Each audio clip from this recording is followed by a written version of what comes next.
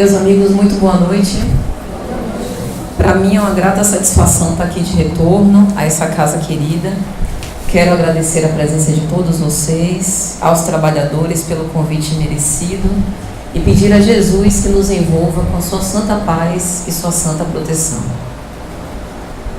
Os historiadores do Império Romano até hoje não conseguiram explicar por que na época que Jesus veio uma paz imponderável, inquebrantável, tomou conta da terra.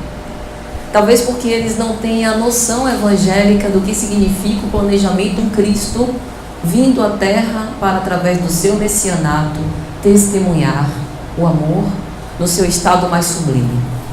Alguns deles buscaram explicar dizendo que na figura de um homem, Caio Júlio César Otaviano Augusto, o atual César, pelas suas capacidades políticas, poderia então estabelecer a paz depois de um período tão belicoso, tão cheio de guerras e destruição. Mas homem algum seria capaz de um feito tão extraordinário quanto o feito de Jesus, porque Jesus não era um homem. Nós estamos falando de um psiquismo crístico que levou anos e anos buscando acomodar-se na figura do homem que nós conhecemos como nosso Salvador, como Messias e como Redentor, que deixou para nós uma mensagem sublime de fraternidade e de paz, que mesmo aqueles que não são cristãos são obrigados a reconhecer. Mesmo os judeus precisam, ao assinar um cheque, dividir o tempo, porque Jesus dividiu o tempo antes e depois dele. Tão grandiosa a sua presença. E é a Ele que nós recorremos nesse momento para falar um pouco sobre planejamento reencarnatório. Jesus começa o seu messianato com a lição inesquecível da manjedoura. Um Cristo escolhe nascer entre os animais. A natureza transmitia a beleza e a paz que aquele momento era revestido. Falanges de anjos o acompanhavam. E naquele momento Jesus vem à terra, num estábulo, numa manjedoura simples, para nos dar a primeira lição do seu evangelho, a humildade. A humildade deve anteceder todas as conquistas que nós buscamos para o nosso espírito. E o planejamento reencarnatório visa justamente estabelecer metas e objetivos para que nós possamos ser desenvolvedores de virtude, multiplicadores de talento. E é por isso que nós não estamos isolados. A lei de sociedade é uma lei imperiosa, porque no relacionamento com os outros eu aprendo a tolerar, a silenciar, a escutar, a domar os meus instintos, as minhas más inclinações, a dosar os meus desejos, a respeitar, a ter tolerância e, sobretudo, a amar. Mas se eu não tiver humildade, eu não vou conseguir perceber nem no outro um irmão.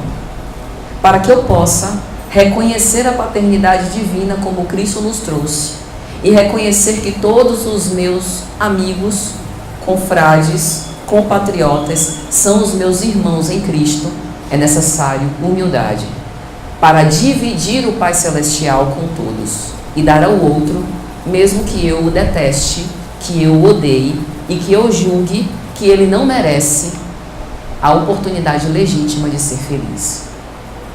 Jesus também nos dá um sinal. Através da lição da manjedoura, ele diz que nós não precisamos de recursos externos para fazer brilhar a nossa luz. E hoje em dia o mundo tenta nos dissuadir do contrário. Espalham por aí que é necessário ser rico para ser feliz, que é necessário ter um bom casamento, que é necessário que os nossos filhos estejam formados, que é necessário que eu seja bem-sucedida na vida profissional. Basta olhar para Saulo de Tarso. Saulo de Tarso foi rabino, doutor da lei. Ele tinha tudo e era profundamente infeliz e perturbado, a ponto de ver no Cristo o seu arqui-inimigo e empreender uma prisão e perseguição de todo e qualquer que repetisse a palavra Cristo na sua época. Ele tinha tudo que numa visão materialista nós podemos atribuir como sinônimo de felicidade, mas não tinha paz íntima, que nasce nessa aparente pobreza, porque nós não precisamos de recursos externos para sermos felizes. Jesus, que instituiu esse código de fraternidade e amor, na lição da manjedoura nos mostra que nós somos imortais e a nossa origem nós não podemos devassar. Quando nós fomos criados? De onde nós viemos? Quais foram as nossas anteriores reencarnações? Não sabemos. O esquecimento do passado é um benefício, porque se fosse necessário ao nosso adiantamento, ao nosso aprimoramento moral, à nossa evolução, saberíamos. Mas justamente por estar inconsciente, com o objetivo de não perturbar as nossas relações de agora, de não nos atormentarmos com o passado, que muitas das vezes foi delinquente, nós começamos de novo com uma nova página em branco.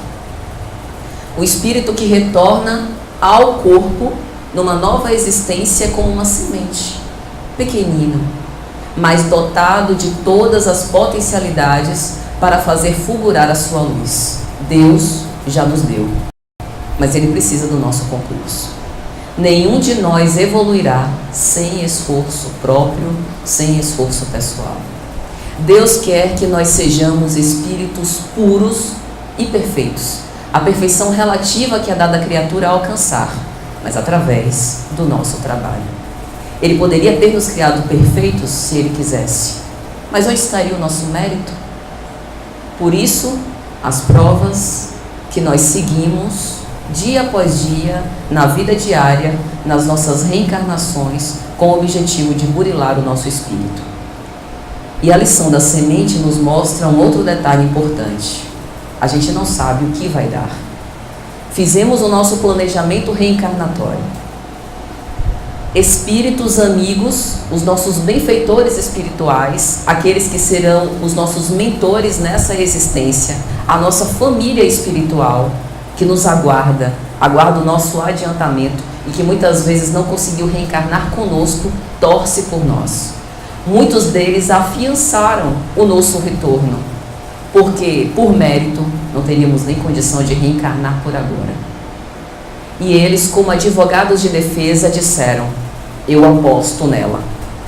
Eu sei que ela delinquiu bastante, se equivocou, utilizou o livre-arbítrio de forma errada, mas eu sei que no fundo, ela é uma boa pessoa e ela vai cair em si. E por isso nós voltamos, com o objetivo de cair em nós, com o objetivo de percebermos como viver o Evangelho é imperioso nas nossas relações e como viver o Evangelho está à nossa disposição. É porque, em geral, a gente atribui viver o Evangelho aos espíritos puros, mas nos esquecemos que os apóstolos eram imperfeitos. Eram cobradores de impostos, eram comerciantes comuns, pescadores, pessoas simples, como nós também somos, que tinham as suas famílias, que tinham os seus encargos, as preocupações humanas, mas que tinham um coração puro e que viam naquela mensagem um sentido espiritual. Viver o Evangelho é uma tarefa de viver como dá, exatamente na conjuntura onde nós estamos, porque Deus não erra de endereço. Nenhum de nós nasce na família errada. Nascemos na família que precisamos para desenvolver as nossas habilidades e competências que nos faltam. E se a gente quiser saber o que é que nós fomos na reencarnação passada, basta olhar para o retrato psicológico dos nossos familiares. Aqueles que convivemos diariamente, dormimos e acordando juntos, ali está o retrato do que a gente fez na vida passada. Aqueles que mais nos incomodam, que mais nos tiram do sério, as pessoas que nós julgamos mais difíceis, é isso, exatamente isso que a gente precisa aprender.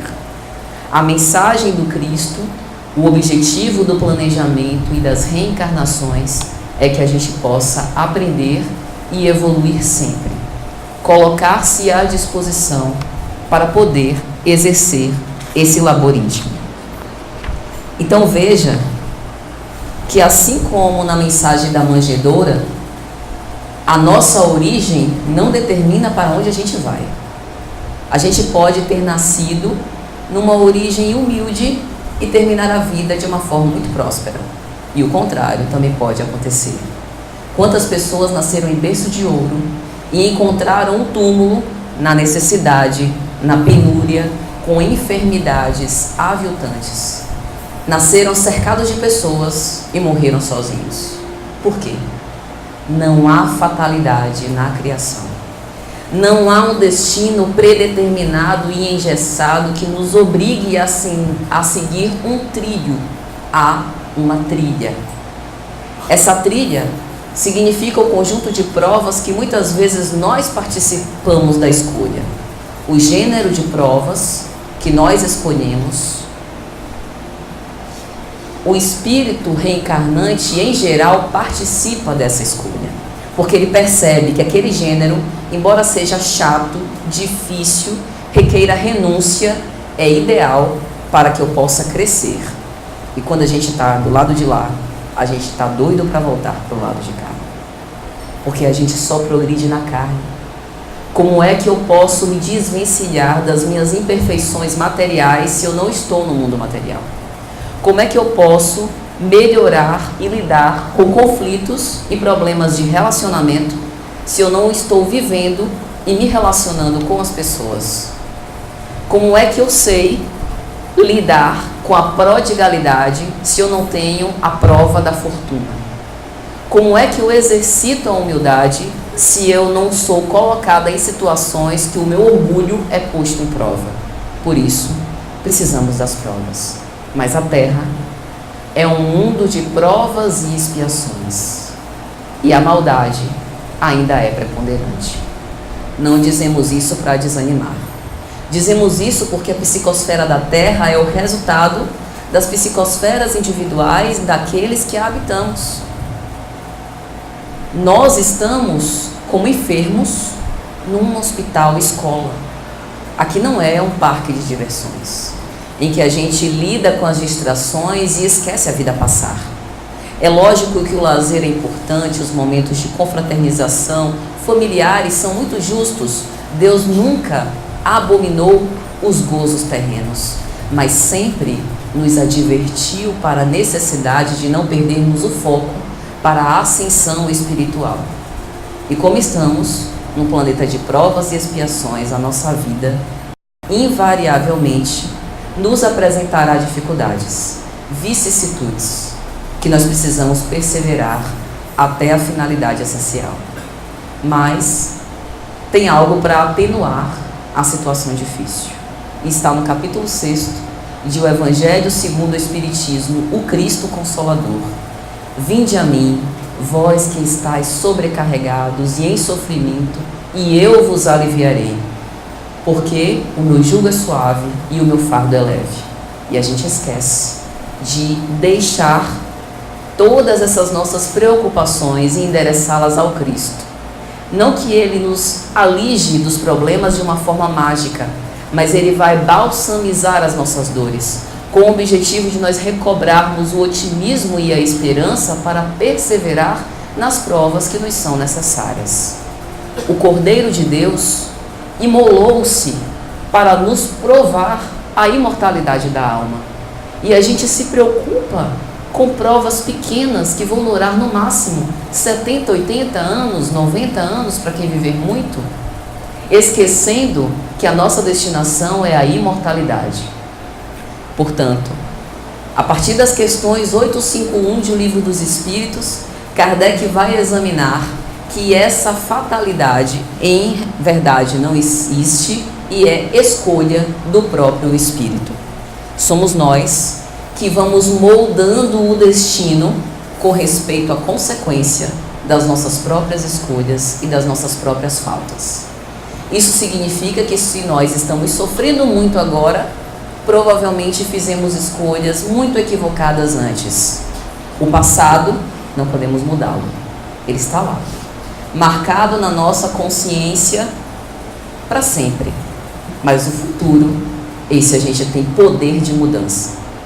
Tudo que nós fizermos a partir de agora, empreendermos em prol do bem, em prol da nossa própria melhoria, Porque querer aperfeiçoar-se é amor próprio. O mundo nos diz que amor próprio é do tipo, eu gosto de alguém, e se esse alguém não gosta de mim, eu largo lá. Para Jesus, amor próprio é diferente. Para Jesus, amor próprio é padecer, entendendo o porquê dessa dor. Que essa dor é uma porta de libertação para nós, espíritos em ascensão. Amor próprio é querer crescer. Mesmo que nós estejamos em situações difíceis nos nossos relacionamentos, não querer abandonar a família a pretexto algum. Porque a família é esse relicário, esse laboratório de experiências que nós vamos levar para fora. E se a gente reclama da violência, da agressividade, da crueldade no mundo lá fora, imagine só como não está entre quatro paredes. O que a gente faz do lado de fora, aquilo que a gente vai ensaiando dentro de casa. A falta de educação, a descortesia que a gente vê, a impaciência. Dentro de casa são feras enjauladas. Somos feras enjauladas. Então o nosso trabalho é justamente construir o futuro que nós queremos. E a bússola, portanto, é sem sombra de dúvida, nosso Senhor Jesus Cristo. Então a forma como nós nos conduzimos irá determinar como que nós vamos evoluir moralmente e espiritualmente. Mas o Espírito André Luiz, na sua coleção A Vida no Mundo Espiritual, nos narra com detalhes como que se dá esse planejamento reencarnatório. Ele começa a falar disso na obra Os Mensageiros. Nessa obra Os Mensageiros, ele diz com rigor de detalhes como que se dá a divisão, como que é a organização do mundo espiritual em diversos setores, cada qual cuidando de uma parte do planejamento reencarnatório. E existe um ministério muito interessante que se chama Ministério da Comunicação, que visa dotar as criaturas de bases para que elas possam reencarnar com mais força. Explico.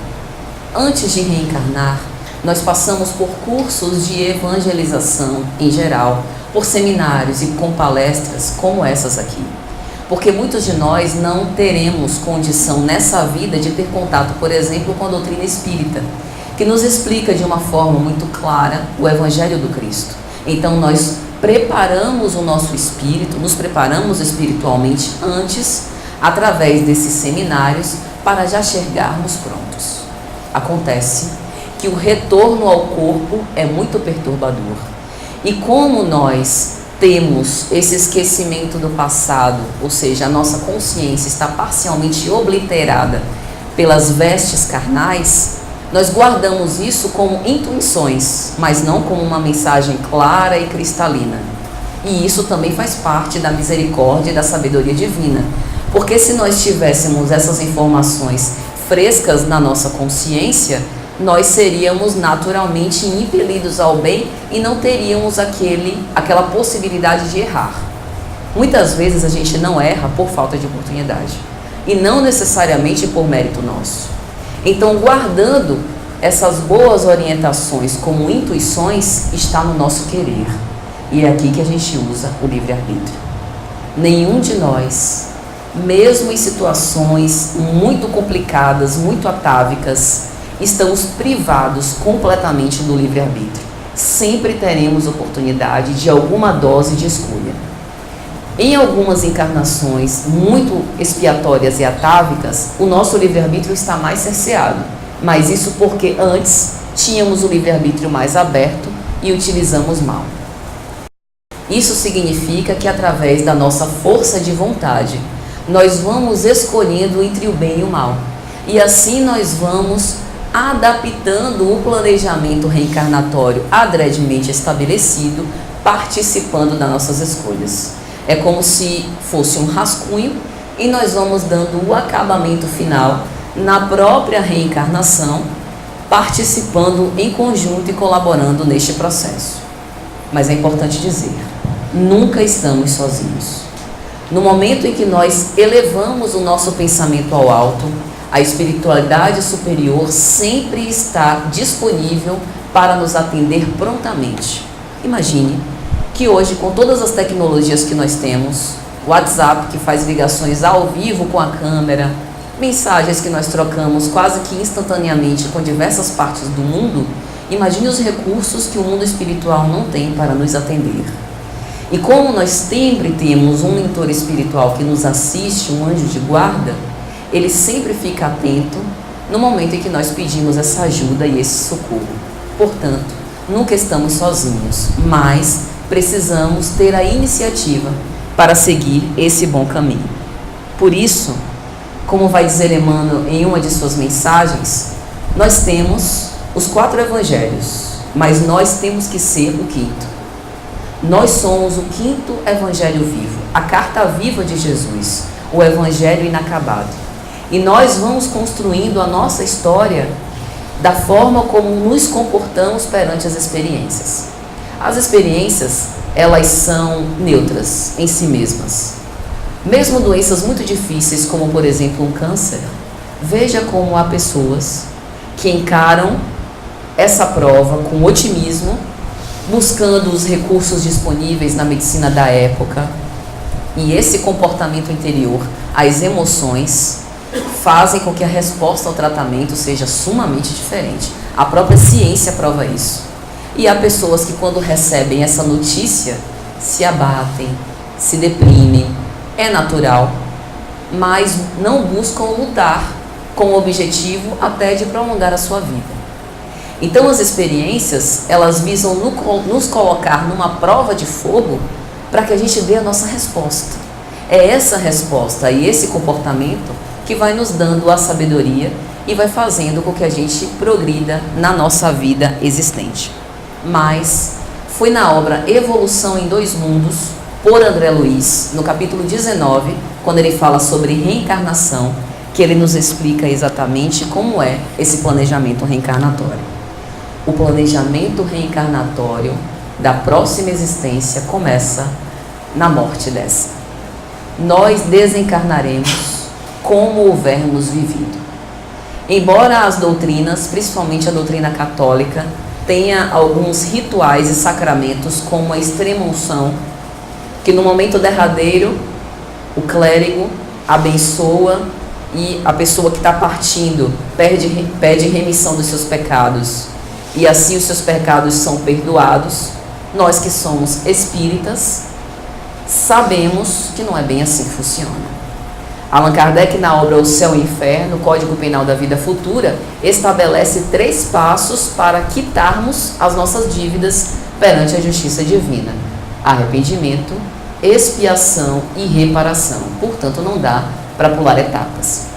É lógico que muitas vezes, nesse momento derradeiro, aquelas pessoas que foram agindo de forma equivocada a vida toda, têm naquele momento culminante o arrependimento que faltava para começar a expiar, mas vai ser necessário seguir todos esses 3 passos. Então veja que a forma como nós vamos nos comportando influencia no nosso desenlace e já vai influenciar nas futuras provas das nossas próximas reencarnações. Além disso, logo depois da morte física, nós começamos a purgar. O que eu quero dizer? Há uma frase muito conhecida de Jesus: há muitas moradas na casa do meu Pai. A nossa primeira morada é a nossa casa mental. Se nós quisermos ter uma ideia de como vamos morrer, basta analisar o que temos vitalizado. Todos nós, e isso é normal das emoções humanas, passamos o dia com oscilações. Ora estamos felizes, ora estamos tristes, e assim vamos, ora mais deprimidos, ora mais em êxtase. Mas os pensamentos e os hábitos mentais, nós podemos controlar aquilo que nós nos demoramos.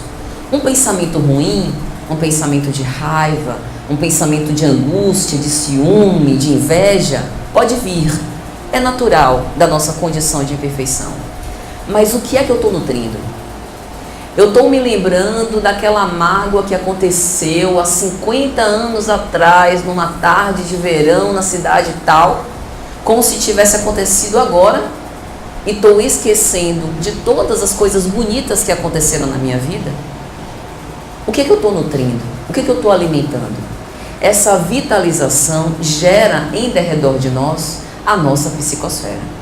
A qualidade dessa psicosfera, ela está relacionada com a qualidade dos nossos pensamentos e das nossas ações.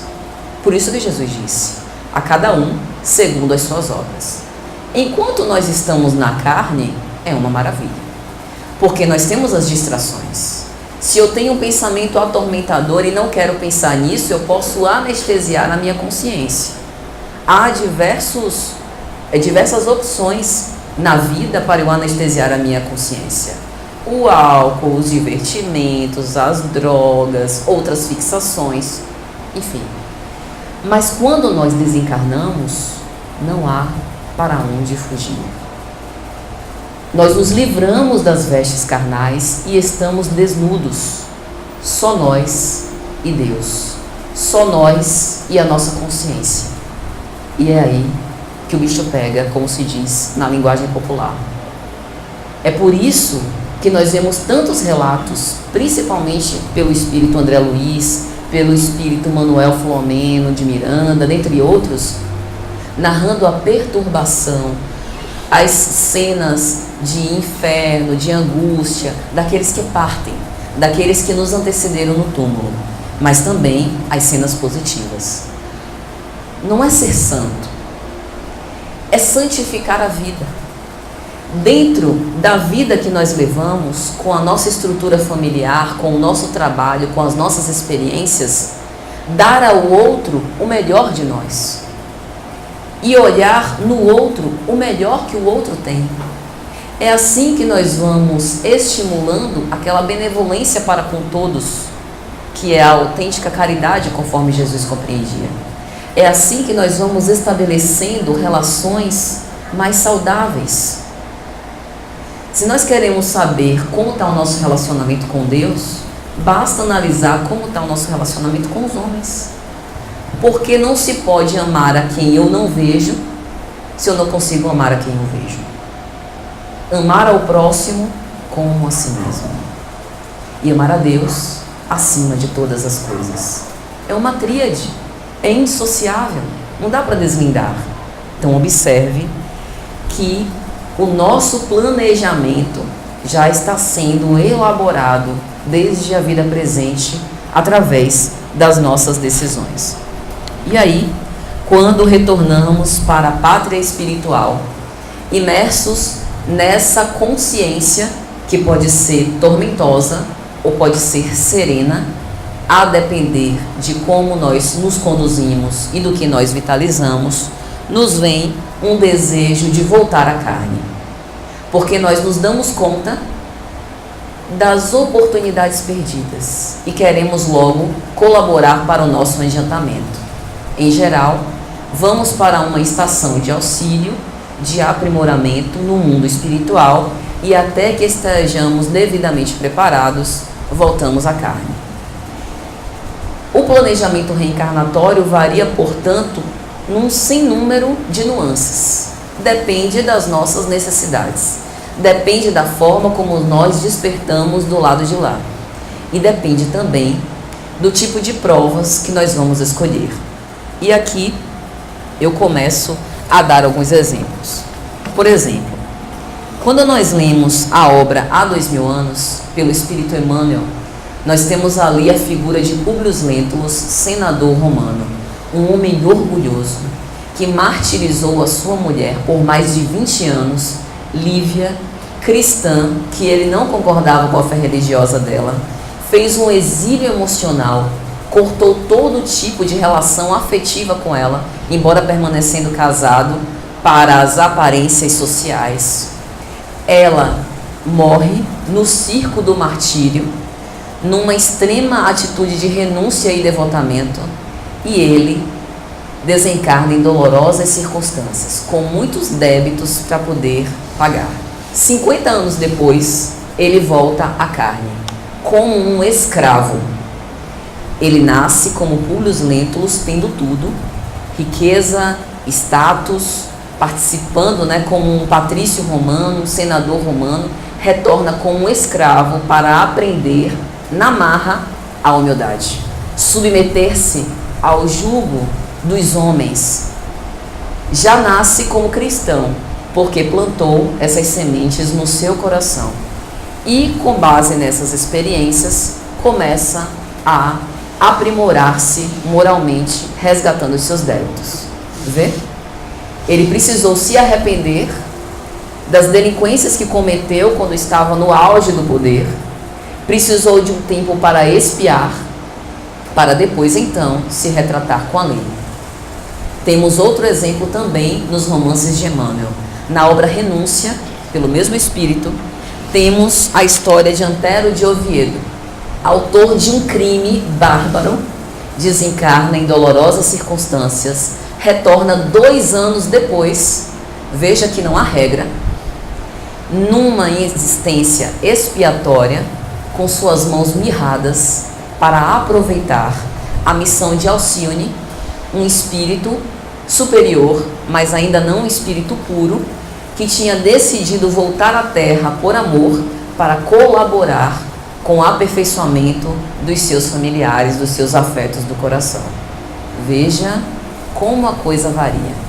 À medida que a gente vai escolhendo a nossa resolução para as provas, a gente vai delineando o nosso destino. Portanto, o convite para viver o Evangelho do Cristo e para fazer todo o bem que estiver à nossa disposição urge para a nossa própria felicidade. Porque essa é a primeira vantagem de viver o Evangelho. E viver o Evangelho aqui, fazer o bem, não é nada de extraordinário. Veja que tratar todos com benevolência é relativamente fácil. Começa sorrindo. Mesmo que eu não morra de amores por alguém, se eu estou na presença dele ou dela, eu deixo com ela o meu sorriso, a minha simpatia, quebro aquela cisma. Muitas vezes a gente antipatiza as pessoas por nada. A pessoa nos olhou de forma estranha ou nem nos olhou e a gente já está traçando, aquela pessoa não presta, porque quando o meu santo não bate, tudo besteira. A gente vai criando muros, quando na verdade deveríamos criar pontes para o nosso próprio bem. Ser benevolente para com todos gera o bem nas outras pessoas, porque a gente vai estabelecendo relações amorosas, carinhosas, de ternura, simpatia, cordialidade. Mas não é simplesmente para ser bonzinho. É porque assim nós estamos granjeando amigos. Nós vamos sentir muita falta dos amigos que não fizemos. Cada bem que a gente faz, imagine, tem uma pessoa, vamos dar um exemplo básico, tem uma pessoa na rua, no opróbrio da pobreza, que passou dias sem comer. Assim como nós, essa pessoa também tem um mentor espiritual. E se acercam dele espíritos que muitos são afetos do seu passado e que se compadecem com a situação. Muitos desses espíritos que se compadecem com a situação desse irmão que está nas ruas buscam influenciar almas caridosas que passam por ali para dar esse lenitivo material tão indispensável. No momento em que você doa algo, mesmo que seja material, com amor, você ganha a simpatia não apenas do encarnado, mas do mentor espiritual e de todos os espíritos que estão ali compadecidos pela situação de miséria. Veja quantos amigos nós ganhamos com ação simples. Isso estou falando de caridade material, mas a caridade moral, que é uma caridade ainda mais imperiosa, ainda mais sacrificante e por isso mesmo mais meritória, não nos custa R$1. Significa alguém falar uma besteira e eu fingir que não ouvi. Como diz um amigo meu, finge demência. Significa alguém nos ferir com a palavra ríspida e eu não querer reagir. Significa mesmo que o meu desejo, aquele que eu rezo todos os dias antes de dormir, Jesus ainda não atendeu, eu não me rebelar, não me inconformar, não perguntar por quê. Deus sabe mais do que nós. Tenhamos certeza absoluta disso. E quando a gente reza o Pai Nosso, que seja feita a vossa vontade, a gente dá carta branca a Ele, para Ele fazer o que quiser com a nossa existência, inclusive negar os nossos desejos. E depois a gente reclama, porque que Ele não nos atendeu? Então veja como todas essas cenas simples da vida diária vão fazendo com que nós construamos o nosso futuro próximo e o futuro das nossas próximas reencarnações. E é assim que nós vamos reparando os nossos conflitos. Quando nós planejamos o corpo, que é um instrumento divino para que a gente consiga enfrentar as provas, nós colocamos os elementos que precisamos para poder evoluir. Quando nós escolhemos a família onde nós viemos, nós estamos ali compondo aquele lar com desafetos, muitas vezes, antigos adversários, antigos inimigos, e os laços sanguíneos nos constrangem para que a gente possa amainar essas dissensões, revisitar essas emoções e esses sentimentos, porque o amor se aprende amando. Nós não vamos superar conflito algum sem as provas. Elas são absolutamente necessárias para o nosso aperfeiçoamento. E é interessante isso do corpo como instrumento divino, porque, como dissemos, Deus não condena os gozos terrenos, mas é necessário parcimônia. É necessário que nós nos habituemos a viver com harmonia, de forma comedida, confraternizar com os nossos amigos, curtir as delícias que o mundo tem a nos oferecer, mas não perdendo de vista a nossa finalidade espiritual. Nós somos espíritos imortais, podemos muito bem curtir e desfrutar de tudo que o plano material nos oferece, mas sem nos prender às coisas. Todas as vezes que nós nos apegamos à matéria, nós estamos criando uma dificuldade. É um entrave para o nosso planejamento e é um entrave para a nossa evolução. Se apegar às coisas não é só eu tenho uma fortuna e não quero que ninguém toque. Isso é o de menos. Sobretudo aos afetos. Nunca enfrentamos tantos transtornos psicológicos e psiquiátricos nos consultórios de psicologia e de psiquiatria ligados à afetividade apaixonada, exagerada e que não tem nada de amor. O outro não é o meu escravo. A pretexto de amar, não posso me prender às pessoas como grilhões. Amar é, ao contrário, libertar. Amar é um sentimento de bem-querer, que não precisa de sexo, que não precisa do contato corporal, que é coração a coração. E isso é para o bem do outro, que se vê livre de um futuro obsessor, e para o nosso bem também, porque a gente passa.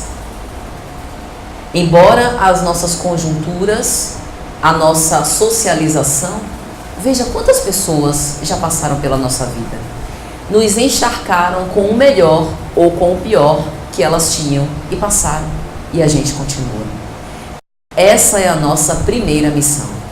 Em geral, estamos procurando missões grandiosas, missões dos grandes profetas, mas a nossa missão é cuidar do nosso próprio aperfeiçoamento, cuidar da nossa própria vida. E isso já é missão bastante desafiadora. Ninguém é responsável pela nossa felicidade, a não ser nós mesmos. Ninguém é causador de problemas para nós. Somos nós que vamos dando ao outro, transferindo essa responsabilidade. Fulano fez alguma coisa que me magoou profundamente. A culpa é tua. Que deu a fulano essa capacidade de interferir e desestabilizar você emocionalmente. Nós precisamos tomar a rédea, a responsabilidade pela nossa própria vida. E Jesus nos ensinou isso o tempo inteiro. Tua fé te curou. Vai e não tornes a pecar. para não voltares a cair e para que não lhe suceda algo pior. Sois luz, faça brilhar a tua luz. O tempo inteiro ele nos chama à responsabilidade pelos nossos próprios atos e para aquilo que nós vamos cultivando na nossa vida. Então veja que não há regra geral. E aí na obra Missionários da Luz, também por André Luiz, ele vai falar sobre esse planejamento de reencarnações. Vai dizer que há setores especializados no mundo espiritual, sobretudo ligados à genética, que vão moldando o corpo que nós precisamos para enfrentar as nossas experiências. E, de acordo com a elevação moral dos espíritos, eles mesmos também podem participar da elaboração desse corpo. Veja como o trabalho da espiritualidade é um trabalho sofisticado, cheio de detalhes importantes e como a lei de Deus nos faz participantes de todo esse processo. E aí, quando nós pensamos num tema desconfortável como o aborto, nós temos então a noção do crime infamante que se comete. A espiritualidade se desdobra. Mentores, espíritos bons que torcem pelo nosso aperfeiçoamento se desdobram para planejar a vida que nós vamos ter. Vem a gravidez e no momento em que se forma a célula-ovo, um espírito já está designado para, aos poucos, ir se acomodando com aquelas vestes carnais e é surpreendido por uma porta que se fecha no seu rosto. É mais ou menos essa a impressão do aborto. Para a doutrina espírita, a menos que haja risco de morte para a mãe, o aborto é sempre um crime perante Deus. Ainda que a legislação humana coloque outras circunstâncias para que o aborto não seja tipificado como crime, aos olhos de Deus, porque Deus é o doador da vida, mesmo que nasça no corpo da mulher, ela não tem o direito de extirpar essa possibilidade de retorno do espírito ao mundo corporal. Muitos daqueles espíritos passam anos esperando essa santa oportunidade. Às vezes a espiritualidade aguardou anos para poder juntar todas as pessoas dentro daquele círculo familiar para receber aquela criança. Nós não temos esse direito. E a responsabilidade é compartilhada. Não é só a mulher quem aborta, mas existe uma solidariedade desse crime com todos que participaram, ou que se omitiram, ou que incentivaram esse ato. E como Deus tudo vê e tudo sabe, está tudo registrado na nossa consciência. Na obra Memórias de um Suicida, por Ivone do Amaral Pereira, Camilo Castelo Branco narra uma história que muitas dessas mulheres que cometeram abortos em outras encarnações recebem espíritos igualmente culposos e delinquentes, como por exemplo os suicidas. Então esse é um recado para que a gente possa pensar de fato sobre a nossa responsabilidade. Mas há nas reencarnações experiências bastante iluminativas. Na obra Transição Planetária, pelo espírito Manuel Filomeno de Miranda, psicografia de Divaldo Pereira Franco, é uma obra muito recente, de 2011, se eu não estou enganada. Ele narra espíritos vindos da estrela de Alcione, espíritos que não precisariam mais reencarnar na Terra, voltando à Terra, sobre a influência psíquica de São Francisco, com o objetivo de auxiliar-nos para a regeneração. Então, veja que como há reencarnações expiatórias e bastante difíceis, há também esses momentos de júbilo e de alegria que colaboram para o adiantamento do planeta. Então, meus amigos, nós podemos ver que esse planejamento reencarnatório depende da nossa vontade e da nossa responsabilidade perante a vida. Todos nós, através do trabalho de aprimoramento íntimo E da forma como nós vamos nos conduzindo, vamos plasmando o nosso próprio destino. E isso é interessante porque muitos de nós poderíamos culpar os outros. Sou assim porque fui traumatizada mortalmente na minha infância. Fui assim porque não tive pais amorosos porque me acolheram. Fui assim por tais e tais pessoas. Na verdade, a responsabilidade nos mostra que a nossa força de vontade é decisiva para que a gente supere esses conflitos. Há conflitos muito difíceis, traumas que ficam marcados para sempre. Pense, por exemplo, em uma criança que sofre um abuso sexual. É algo que, mesmo passados muitos anos, aquela chaga moral ainda dói. Mas o desafio é que a gente possa buscar viver bem e evoluir, aproveitando as nossas experiências, não obstante aquilo que nos aconteceu. O que nos aconteceu foram experiências para que a gente possa crescer. Então o importante é como que nós lidamos com relação àquela experiência. O que a gente fez da experiência que tivemos.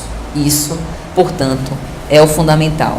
E já para concluir, eu gostaria de me lembrar de uma frase de Emmanuel, que ele diz assim: faças o inventário de tuas próprias realizações e te integres de fato na responsabilidade de viver diante do Senhor. Não nos esqueçamos que nós fazemos parte da criação. Nós estamos envolvidos por Deus. Deus está dentro de nós, faz parte da nossa natureza. E em geral a gente esquece. Quando nós voltamos ao corpo, temos uma natureza que é de origem divina, mas também uma natureza que Allan Kardec chamou de natureza animal. E às vezes a gente se afeiçoa ao corpo e esquece da nossa natureza divina. Não nos esqueçamos que nenhum de nós está desamparado. Há espíritos que se preocupam e que zelam por nós. Mas não é a espiritualidade que precisa se materializar na Terra. Somos nós que precisamos nos espiritualizar a ponto de ser, como Emmanuel mesmo diz, passar de espíritos esclarecidos para espíritos evangelizados. Muita paz a todos. Boa noite.